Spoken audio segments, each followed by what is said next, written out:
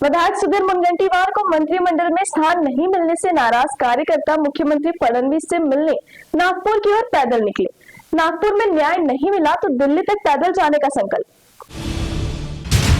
विधायक सुधीर मुनगंटीवार को मंत्रिमंडल में स्थान नहीं मिलने से नाराज भाजपा कार्यकर्ता मुख्यमंत्री देवेंद्र फडणवीस से मिलने नागपुर की ओर पैदल निकले। नागपुर में न्याय नहीं मिला तो दिल्ली तक पैदल जाने का संकल्प लेकर चंद्रपुर से भाजपा कार्यकर्ता नारेबाजी करते हुए पैदल निकले हैं।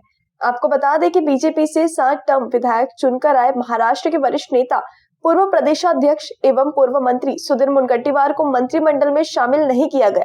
सुधीर मुनगंटीवार को मंत्रिमंडल में शामिल करने की मांग को लेकर नाराज कार्यकर्ता चंद्रपुर से नागपुर मुख्यमंत्री देवेंद्र फडणवीस को मिलने पैदल निकले हैं।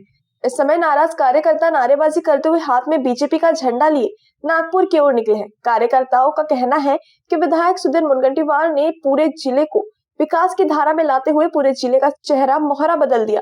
बावजूद इसके उन्हें मंत्रिमंडल में शामिल नहीं किया गया।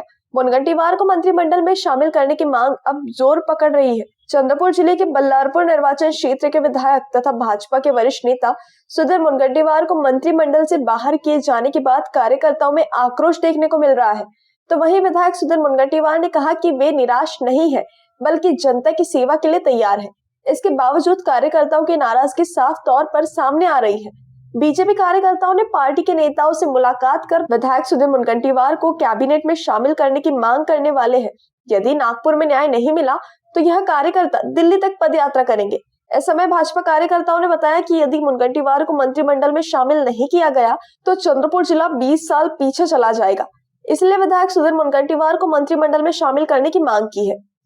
आता जो महाराष्ट्राचा मंत्रिमंडळ विस्तार झाला त्याच्यात आमचे नेते सुधीरभाऊ मुनगंटीवार यांचं नाव समाविष्ट नव्हतं। आम्ही काल सुधीरभाऊंची भेट घेतली, तेही निराश होते। त्यांनाही कल्पना नव्हती की हे कसं काय झालं। आज आमच्या चंद्रपूर जिल्ह्याचे कार्यकर्ते भारतीय जनता पार्टीचे फारुख शेख, अरविंद बोरकर, अमित तामटकर, सूरज पारधी, हरीश व्यवहारे हे सगळे कार्यकर्ते चंद्रपूरवरून पायदळ नागपूरपर्यंत जातील। त्यांचा मंत्रिमंडळात समावेश होईपर्यंत, त्यांचा झाला नाही नागपूर जाईपर्यंत, तर ते दिल्ली सुद्धा पैदल जातील असा त्यांचा निर्धार आहे। मी त्यांना या प्रसंगी शुभेच्छा देतो। आमचे नेते सुधीरभाऊ मुनगंटीवार हे विकास पुरुष, या जिल्ह्याला प्रतिनिधित्व मिळालं पाहिजे यासाठी पूर्ण चंद्रपूर जिल्ह्याचे भारतीय जनता पार्टीचे पदाधिकारी आणि कार्यकर्ते व नेते हे सगळे हळूहळू या अभियानाला सामील होणार आहेत। हे आज 5 आहेत, पुढे 5000 होतील, याच्यात काही शंका नहीं। हम आज यहाँ से निकल रहे हैं। अभी जो 2024 विधानसभा निवडणूक हुई उसमें हमारे आदरणीय सुधीरभाऊ मुनगंटीवार ये 7वीं बार चुन के आए हैं। चंद्रपुर का विकास और चंद्रपुर जिले का विकास ये केवल और केवल सुधीर मुनगंटीवार की वजह से हुआ है। अगर वो ना होते तो हमारा चंद्रपुर जिला ये 20 साल पीछे होता।